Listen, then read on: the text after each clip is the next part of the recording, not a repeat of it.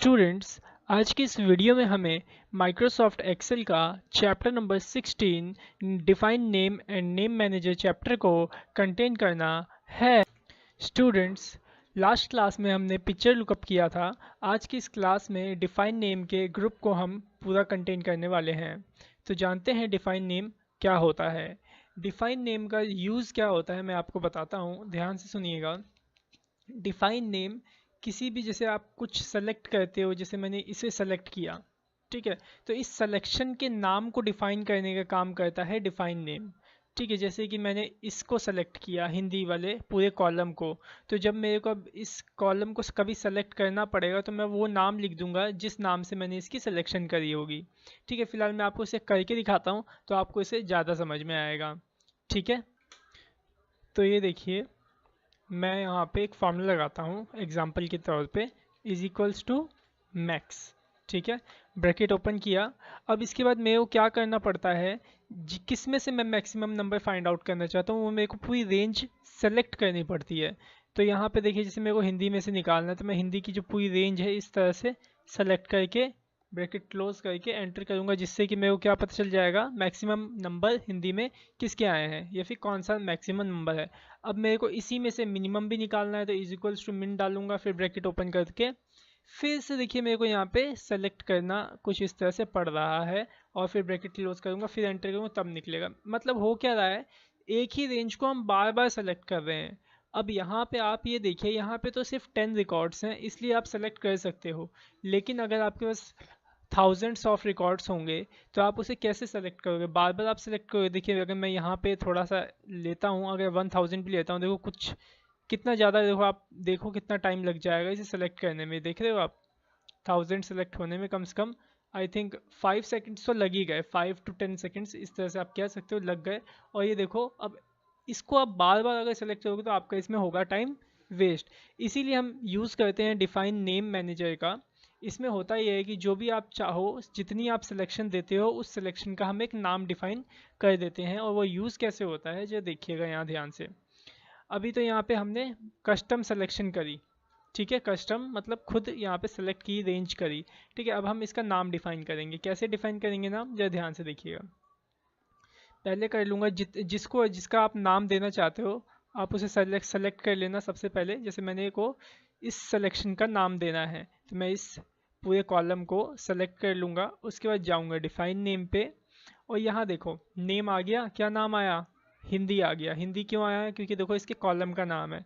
तो इसके कॉलम के नाम के थ्रू हम इसकी सिलेक्शन का नाम रखने वाले हैं, या आप नाम चेंज भी कर सकते हैं, इसमें कोई दिक्कत की बात नहीं है। बाकी ये रहता है, सही रहता है कि आप जिस कॉलम को सेलेक्ट कर रहे हो उस कॉलम का नाम लिखा रहता है तो उसे पहचानने में ज़्यादा ईजी होती है।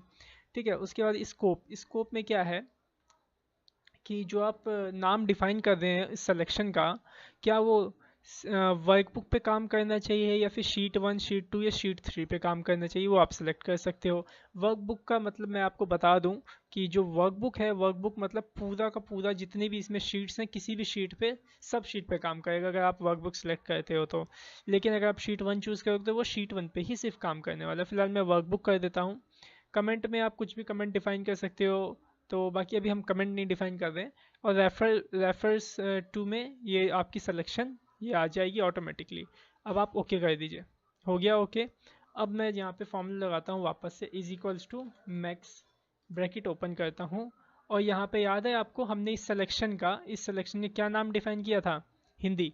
अब मैं यहाँ पे हिंदी टाइप कर दूंगा, देखिए हिंदी टाइप किया, देखो ऑटोमेटिकली उधर देखो सेलेक्ट हो गया। और ब्रैकेट क्लोज करके एंटर करूँगा तो देखो आ गया। फिर इज इक्वल्स टू मिनिमम डाल देता हूँ, ब्रैकेट ओपन किया, फिर से हिंदी लिख दूंगा, देखो हिंदी लिख दिया, ब्रैकेट क्लोज, एंटर। ठीक है, तो इससे हुआ क्या कि मेरे को बार बार सेलेक्ट करने की ज़रूरत नहीं पड़ रही है। हमने एक सिलेक्शन का नाम डिफाइन कर दिया, उसी नेम को यूज़ करके हम सिलेक्शन का यूज़ कर लेते हैं। ठीक है, आई थिंक आपको समझ में आ गया होगा डिफाइन नेम। ठीक है, अगला है इसके अंदर यूज़ इन फार्मूला। तो यूज़ इन फार्मूला कैसे यूज़ होता है, देखो जैसे मैंने यहाँ पे निकालना है मेरे को सम, तो मैंने इज इक्वल टू सम किया, ब्रैकेट ओपन, इसी का सम निकालना है मेरे को। ठीक है, हिंदी का। तो आप उसको फॉर्मूले को जो आपने डिफाइन किया है, जिन जिन सिलेक्शन का नाम आपने डिफाइन किया है उनका नाम यूज़ इन फार्मूला में ऐड हो जाता है। जैसे कि अभी हमने हिंदी का ऐड किया, देखो यहाँ पे हिंदी आ गया। तो आप यहाँ पे ब्रैकेट ओपन करने के बाद यहाँ से भी इन फॉर्मूले को इस तरह से चूज़ करके ब्रैकेट क्लोज करके एंटर करके निकाल सकते हो। ठीक है, समझ में आ गया होगा आपको। अब नेम मैनेजर को सीखते हैं, नेम मैनेजर में क्या होता है। मैं नेम मैनेजर पे क्लिक करता हूँ तो देखो यहाँ पे वो सारे सिलेक्शन के नेम आ जाएंगे जो कि आपने डिफ़ाइन किए होंगे। जैसे कि देखो अभी हमने एक हिंदी का डिफ़ाइन किया था, तो यहाँ पे सिर्फ हिंदी आ रहा है। आप इसे यहाँ से एडिट कर सकते हो, डिलीट भी कर सकते हो, और एक न्यू मतलब ये डिफ़ाइन नेम एक और ऐड भी कर सकते हो। मैं करके दिखाता हूँ आपको। न्यू पे क्लिक किया, यहाँ पे मैं नाम दे देता हूँ इंग्लिश। ठीक है, यहाँ पे मैं रेफर्स टू में इसको सेलेक्ट कर लेता हूँ।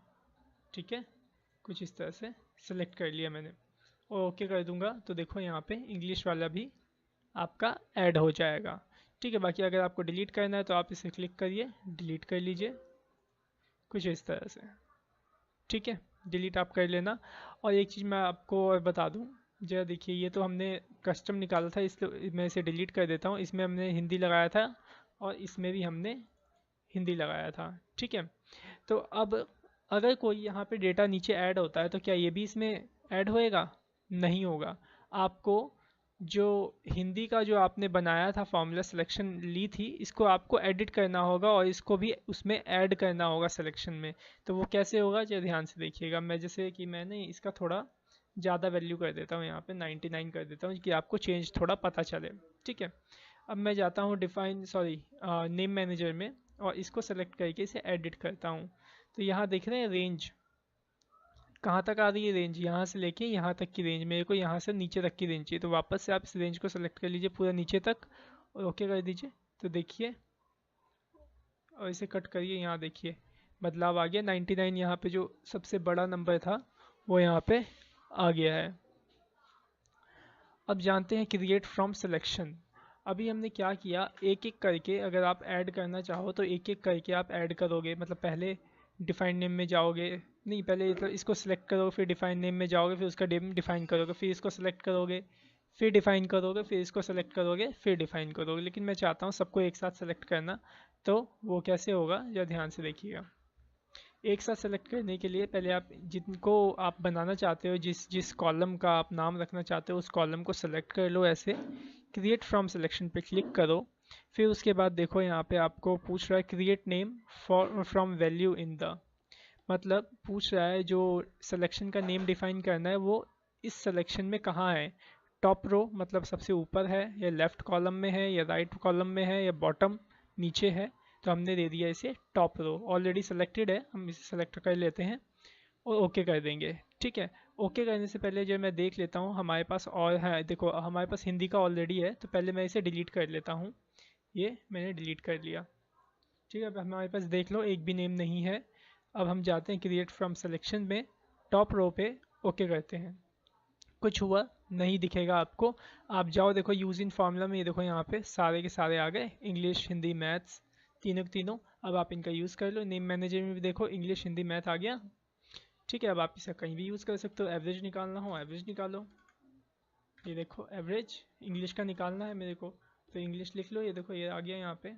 या फिर यहाँ से भी आप यूज़ कर सकते हो, मैं यहीं से यूज़ करके आपको दिखा देता हूँ। इंग्लिश आ गया, ब्रैकेट क्लोज एंटर। मतलब जो आप खुद बनाओगे, जो भी आपने सिलेक्शन के जितने भी नाम आप डिफाइन करोगे वो यूज इन फार्मूला के अंदर आ जाएगा। ठीक है, तो आई थिंक आपको ये वीडियो अगर पसंद आया हो तो हमारे इस चैनल को सब्सक्राइब करिएगा, वीडियो को लाइक करिएगा और इस वीडियो को शेयर करना ना भूलिएगा। Thanks for watching our video, have a nice day.